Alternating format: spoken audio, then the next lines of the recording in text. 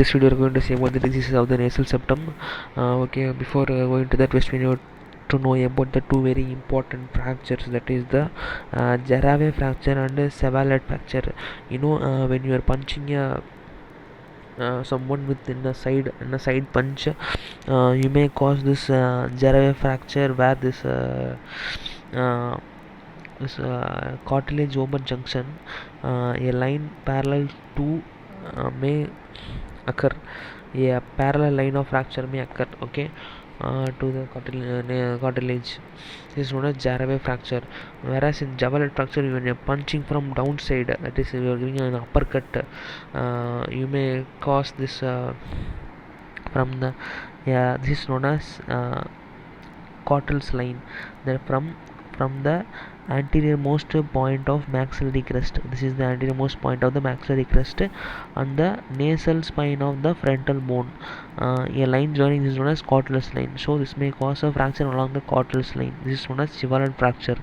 Okay. Then let's dive into the next topic of septal hematoma.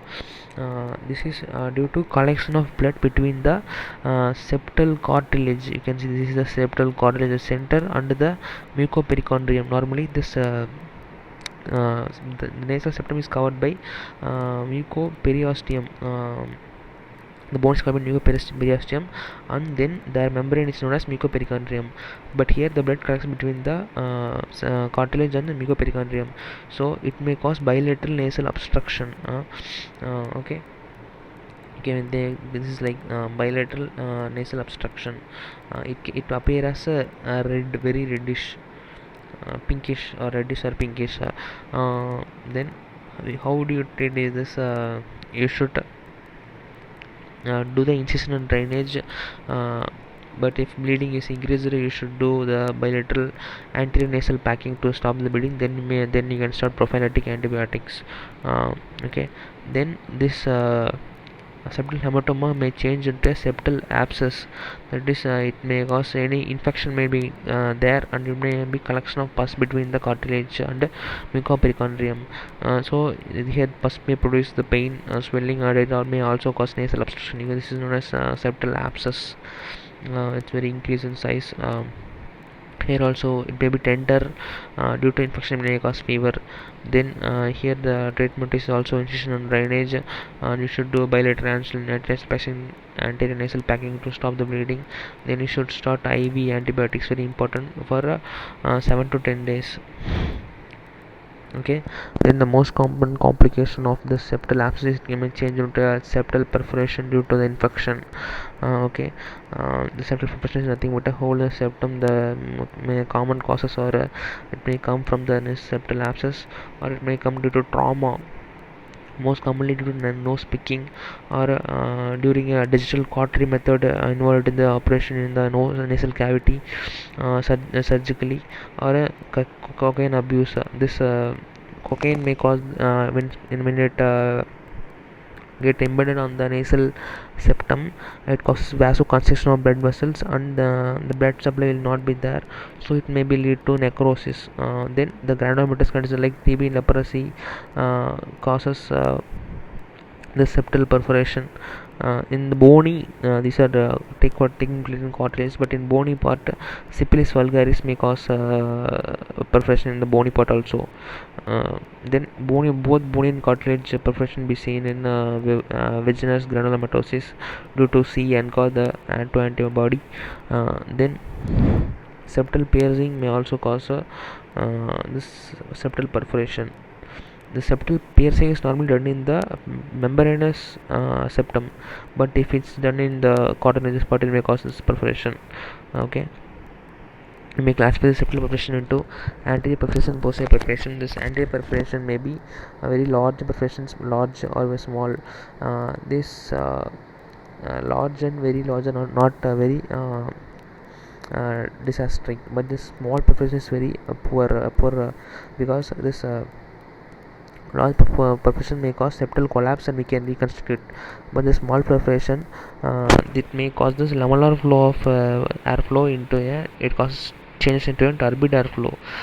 This produces a whistling sound which may the patient may not feel well.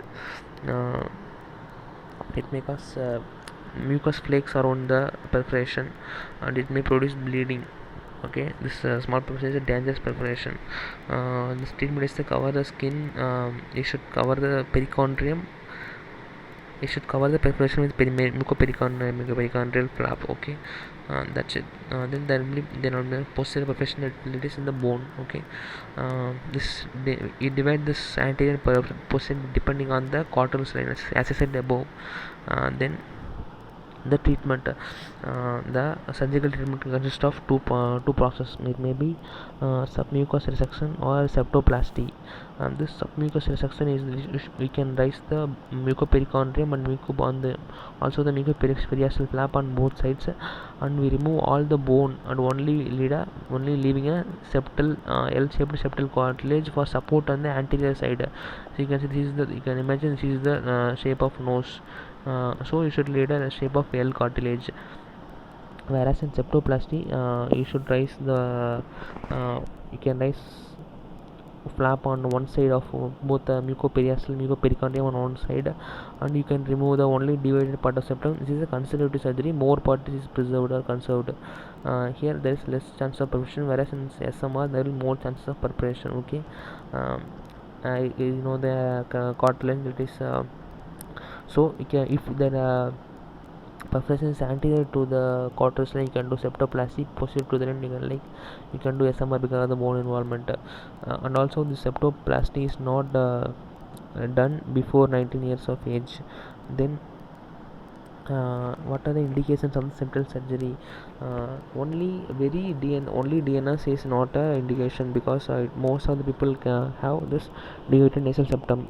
Only if the deviated nasal septum causing nasal obstruction, it may be S-shaped or C-shaped. You can see this is the S-shaped nasal obstruction. It may cause inferior in both sides. It can cause nasal obstruction, whereas in this you can see this is C-shaped, deviated toward one side. The one side part is very narrow and other side is very large.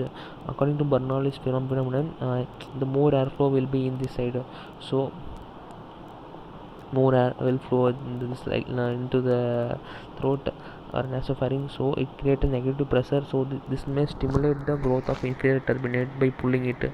Okay, so this may cause bilateral nasal obstruction, or it may be DNS with a spur, deviated nasal spur. That is, it may be very sharp projection, sharp septum. It may cause touch the inferior turbinate and produce bleeding or epistaxis. So DNS with recurrent epistaxis, or any other chronic infection where the sickness is always present. It may also produce this obstruction. It may be unilateral or bilateral. Okay, then as a part of other surgeries, you should also correct this DNS if it's there. Okay, and also to give access to other surgeries like sinus surgery, face if there is a very small narrow part, so you should widen that by doing this septal surgery. That's all about this diseases of the nasal septum.